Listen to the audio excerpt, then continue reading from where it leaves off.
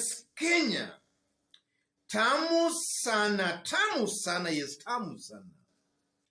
It's about 4 months to the elections, and already political camps are sharpening their political daggers to slay their political rivals. And the party nominations are providing a perfect loophole for such kind of attacks. So in this video, I want us to have a look at some strategies Jubilee Party is planning on deploying on the mountain to kick William Ruto out of the mountain. But before we dig deep into that analysis, let's have a look at a short clip of Sabina Chege speaking earlier today. Wale wenzetu ambao wameenda kwenye vyama vingine wakafanyiwa madhambi, tunawaambia East or West, home is best. Karibuni nyumbani Jubilee, tuko hapa, sio lazima mtu asimame ile kiti ambayo ni ya MP ama MCA ama governor ama senator ama women rep. Kujeni, kazi ni nyingi katika hii nyumba yetu ya Azimio. Tunawakaribisha waje tufanye kazi pamoja, tuhakikisha kwamba serikali ijayo ya Azimio tutakuwa pamoja na wao, na wasione kama kwamba walienda kule ambao walidanganywa. Tunawakaribisha wote ambao wametengwa, ambao wamefanyiwa madhambi. Tuambie katika nyumba yetu ya Jubilee tuna upendo. Na pia katika nomination zetu za Jubilee tutakuwa tukiangalia wale watu ambao pia hawatapata nafasi, tuone vile tutafanya kazi pamoja. Na mimi naomba ya kwamba nomination zetu za Jubilee pia ziende vizuri, na wale ambao hawatapata, kwa sababu lazima tuwe na mtu mmoja, wasikie kwamba hawajatupwa nje, tutafanya kazi na wao kwa njia nyingine. Yes. That's Sabina Chege speaking earlier today, and she's just welcoming those who dumped Jubilee for UDA. She's welcoming back to Jubilee. And when I talk about Sabina Chege is not just an ordinary person or leader in Azimio. From that table there, that Gazette notice, governing body of the Azimio la Umoja One Kenya Coalition Party, Coalition Council designation officials, Chair, Coalition Council, His Excellency Uhuru Muigai Kenyatta.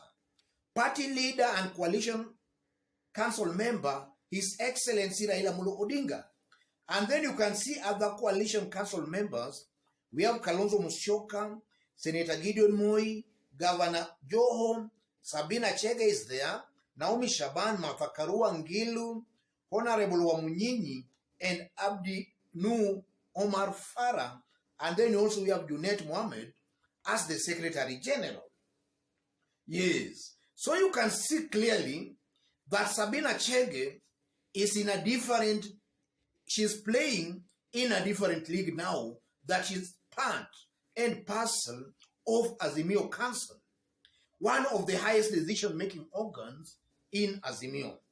So from those remarks by Sabina Chege might just be leaking one strategy they want to use, or rather they intend on using, to kick William Ruto out of the mountain. Yes. And she's just trying to look at the loophole in the nominations. So in this video, ladies and gentlemen, I want us to have a look at those strategies in details to see exactly what they portend for William Ruto, whether they will succeed or whether they will actually flop. Yes. Yes. On the issue of UDA nominations on the mountain, Jubilee Party has realized that UDA as a party might not be as popular as was being projected before. Because if you go by the turnouts in the Jubilee Party nominations, then it's almost certain and very clear, yes, that a good majority of residents of Mount Kenya actually shied away or gave UDA party nominations a wide berth. If you compare UDA nominations in 2022 to the Jubilee Party nominations in 2017, in 2017, the turnout during Jubilee Party nominations stood at around 42%. But largely, if you look at UDA nominations on the mountain, we can just accurately guess it's slightly less than even 5%. So you can see clearly that already Jubilee has seen that loophole. Already Jubilee has seen that those nominations, maybe they were not all that fair. So naturally, there are some leaders in UDA who are disgruntled, either having lost the nominations or having rigged out of the nominations. So Jubilee has laid down a strategy to welcome this team back to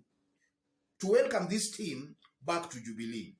And once they do that, it's only commonsensical that these leaders will actually rejoin Jubilee with their supporters. And as they do that, they are going to create some kind of a euphoria, some kind of a wave that residents of Mount Kenya are dumping UDA for Jubilee. And that can actually augur very positively for Jubilee Party in creating a perception that Jubilee Party is actually growing.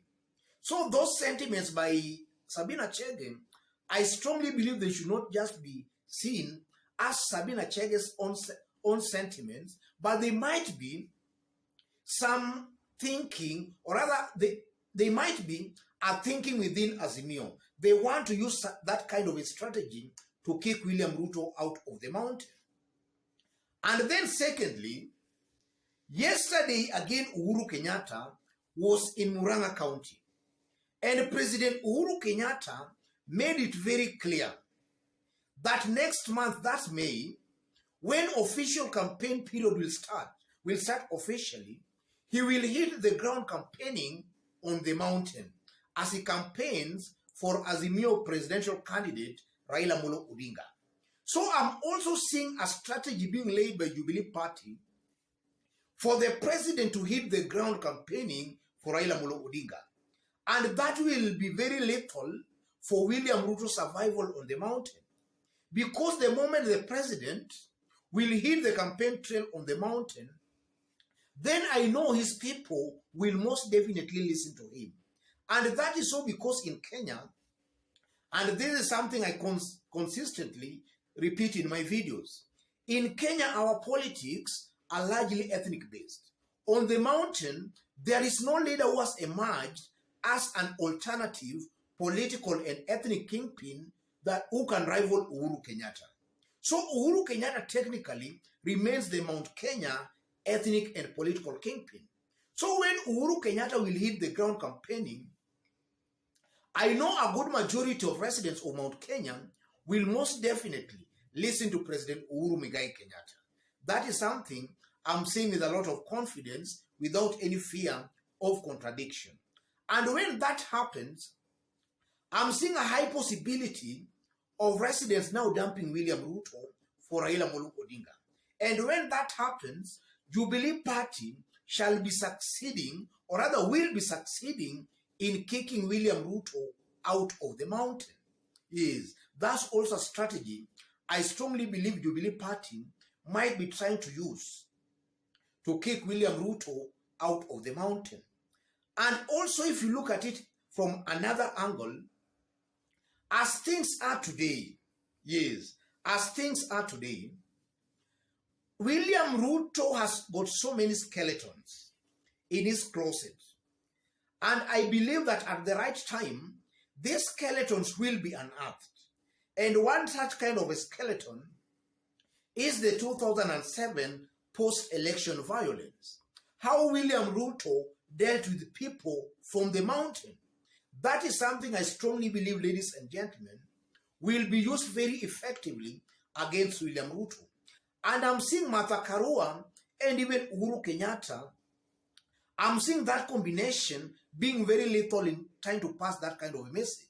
Because in 2007, Martha Karua and William Ruto, these were being seen as the antagonists in the side of Raila Odinga and also on the side of Mwai Kibaki. Martha Karua will be used very effectively to remind residents of the mountain of the kind of role actually she played to make sure that Mwai Kibaki's regime was actually stable. And you know, at that time, the gamer community were fully in support of Mwai Kibaki. And that will also be coupled with the role Uhuru Kenyatta actually played in saving residents of Mount Kenya, allegedly from the hands of William Ruto.